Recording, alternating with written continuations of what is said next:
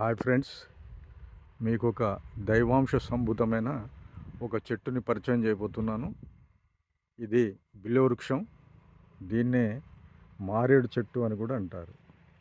లక్ష్మీదేవి కొలువై ఉండే 5 చోట్ల, అంటే ఆడవారి పాపట స్టార్ట్ అయిన దగ్గర, తర్వాత శ్రేష్టమైన గోవు వెనక భాగంలో, అదే రకంగా ఈ బిల్వ చెట్టులో ఇంకా 2 చోట్ల లక్ష్మీదేవి కొలువై ఉంటుందంటారు.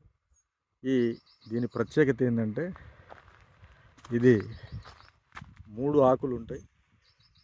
త్రిశూల ఆకారంలో ఆకు ఉంటుంది. ఇది